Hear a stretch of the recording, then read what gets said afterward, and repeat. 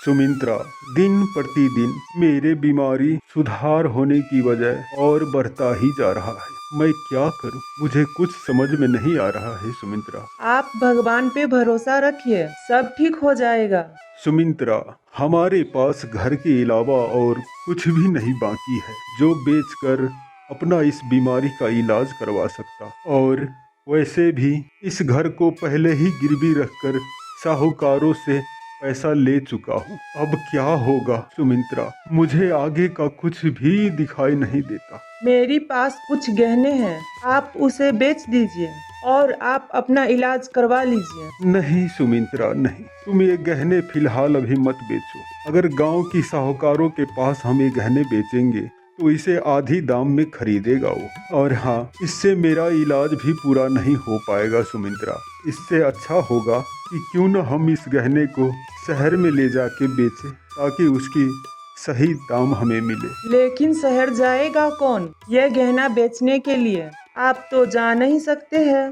सुमित्रा, मैं बीमारी से इतना कमजोर हो चुका हूँ कि शहर पैदल जा भी नहीं सकता, और बस में जाएंगे तो हमारे पास किराए के लिए पैसा भी नहीं है, तो फिर जाए तो जाए कैसे सुमित्रा? और हाँ सुमित्रा, राजू बेटा को आने दो, वही शहर जाकर गहना बेच कर लाएगा। तब तक तुम जाओ, खाना बनाओ, मैं कुछ सोचता हूँ। क्या खाना बनाऊं? घर में अन्न का एक भी दाना नहीं है। ठीक है सुमित्रा, तो मैं जाता हूँ दुकानदार के पास, कुछ खाने की सामान लेकर आता हूँ। तभी हरी वहाँ से जाने लगता है दुकानदार के पास। राम राम साहब। राम राम राम राम। बताओ हरी, क्या काम है राम जी की कृपा से? साहब, मुझे कुछ राशन की सामान चाहिए। मैं फिलहाल तुम्हें कुछ भी नहीं दे सकता हूँ, क्योंकि पहले का उधार तुम पर इतना है कि ओ तुम कब चुकाओगे पता नहीं। देखो हरी, तुम पिछला हिसाब मुझे दे दो, फिर मैं तुम्हें राशन की सामान दे दूंगा, वरना मुझसे कोई आशा मत रखना, समझ गए ना? राम जी की कृपा से। हाँ साहब, मेरे घर में एक भी अन्न के दाने नहीं है, खाने के लिए तो कुछ मदद कीजिए साहब। देखो हरी, मैं तुम्हें कुछ भी मदद नहीं कर सकता हूँ। तुम मुझे पैसा दो और राशन की सामान लेकर घर जाओ। और हाँ, आज के बाद मेरे पास उधार लेने के लिए कभी मत आना, क्योंकि मैं उधार देना बंद कर दिया हूँ राम जी की कृपा से, समझ गए ना? साहब, मेरा राजू बेटा शहर गया है काम करने के लिए, वो वहाँ से वापिस आएगा पैसा लेकर, तो आपका सारा उधार चुका दूंगा साहब। गरीब पर कुछ तो रहम कीजिए साहब। राम राम राम, इतना परेशान करता है तुम मुझको, है? मैंने बोला ना कि मैं तुम्हें कुछ भी मदद नहीं कर सकता हूँ। सुबह सुबह मेरा बोहनी खराब मत करो तुम। अभी फिलहाल चले जाओ यहाँ से, समझ गए ना? राम जी की कृपा से। ठीक है साहब, भगवान आपको खुशी रखे, चलता हूँ साहब। और इतना कहकर वो वहाँ से चुपचाप घर चला आता है। क्या हुआ? दुकानदार कुछ सामान दिया कि नहीं? सुमित्रा, दुकानदारों ने राशन की सामान देने से इनकार कर दिया। उसने बताया कि पहले का पुराने हिसाब चुकता करो, फिर नया देंगे। उसने हमें राशन का एक भी सामान नहीं दिया सुमित्रा। तभी उनका बेटा राजू वहाँ आता है। आ गया राजू बेटा, बताओ तुम्हारा काम कैसा चल रहा है? क्या करूं पिताजी, मैं कहीं पर भी एक दो दिन काम करता हूं तो मुझे वहां काम से निकाल दिया जाता है। पता नहीं क्यों उन्हें मेरा काम पसंद नहीं। बेटा राजू, तुम महीने भर भी किसी का पास काम सही से नहीं कर पा रहे हो। अगर ऐसा ही रहा तो जिंदगी कैसे चलेगा बेटा? खैर ठीक है, रहने दो इन सब बातों को। उनके कहे अनुसार मैं काम कर रहा हूँ पिताजी, फिर भी मुझे वहाँ से निकाल देता है काम से। अरे बेटा, बताया हुआ काम सही से करोगे तो काम से क्यों निकालेगा। वो जैसा कहता है वैसा ही काम करके दो बेटा। मैं काम करने के लिए सोचता हूँ पर क्या करूँ, मेरा सेहत अच्छी नहीं है। पिताजी आप काम के बारे में चिंता मत कीजिए, मैं हूँ ना, मैं कुछ सोचता हूँ। माँ मुझे बहुत भूख लगा है, कुछ खाने को है तो दो।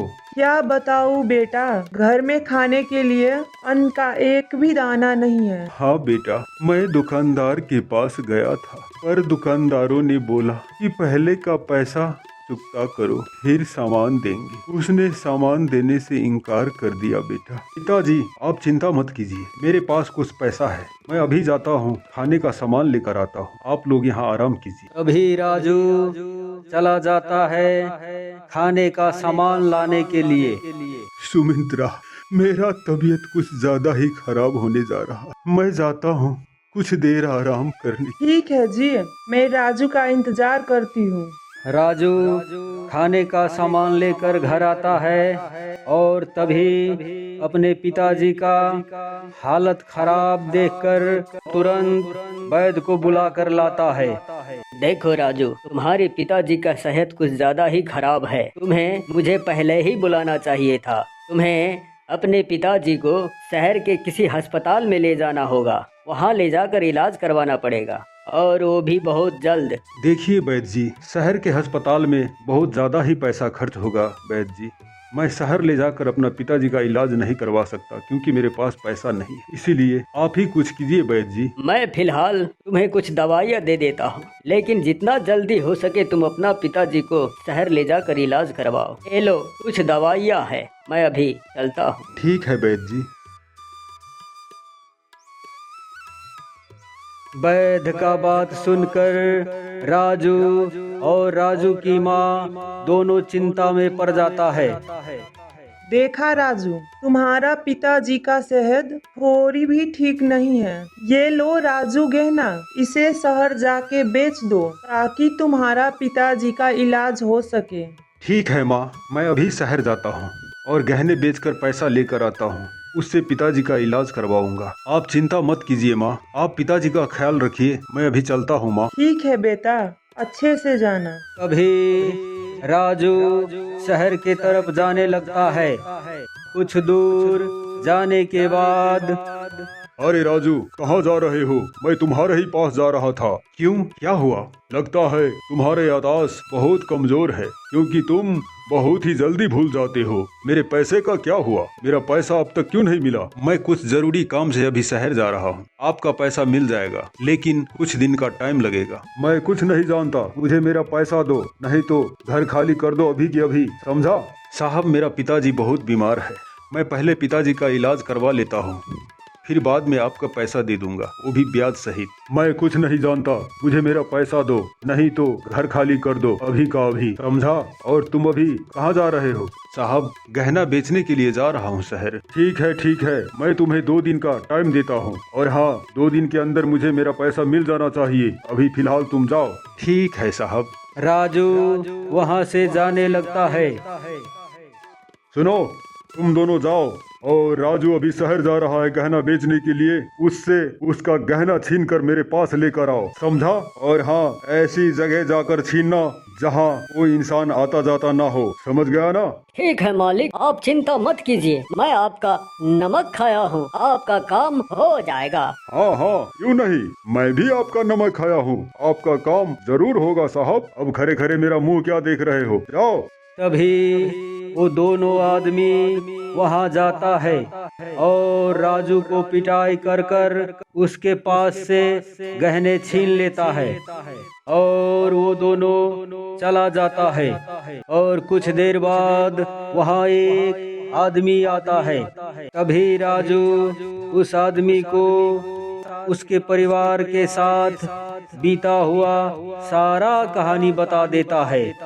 देखो राजू, मेरा नाम विजय है और मैं भी इसी शहर में रहता हूँ। तुम्हारा बात सुनकर मैं बहुत दुखी हूँ। ये लो पैसा और इस पैसे से तुम अपना पिताजी का इलाज करवाओ आप महान हैं साहब। इस दुनिया में कौन किसको पूछता है। मैं अनजान आदमी होते हुए भी आपने मुझे मदद किया है। आप मेरे लिए भगवान हैं साहब, आप मेरे लिए भगवान हैं। देखो राजू, मैं कोई भगवान नहीं हूँ, मैं भी तुम्हारी तरह एक इंसान हूँ और इंसान को इंसानियत के नाते मैं तुम्हें मदद किया हूँ और हर इंसान को इंसानियत के नाते किसी न किसी को मदद करना चाहिए, इसीलिए मैं भी तुम्हें मदद किया हूँ। और हाँ, तुम देर मत करो, चलो जल्दी सेठ के पास। तभी वो दोनों आदमी वहाँ से जाने लगता है सेठ के पास।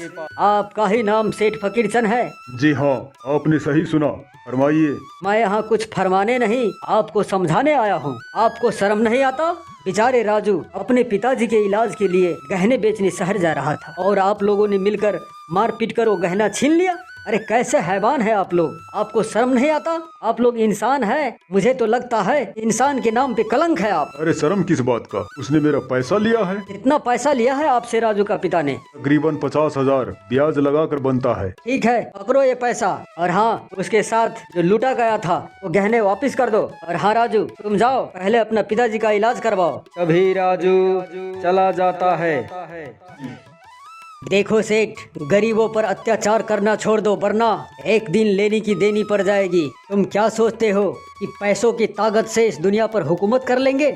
भूल जाओ, वो सब पहले की बात है। सेठ, मैं जानता हूँ कि तुम समझदार हो, मैं थोड़ा बोलता हूँ, तुम ज्यादा समझने की कोशिश करो। फिलहाल मैं चलता हूँ। जी जी जी जी साहब, मैं समझ गया। मुझे लगता है कि आप इस शहर का कोई बड़ा ही आदमी होंगे। ठीक है साहब, आज के बाद मैं किसी गरीब को नहीं सताऊंगा। मैं समझ गया साहब, मुझे माफ कर दीजिए साहब।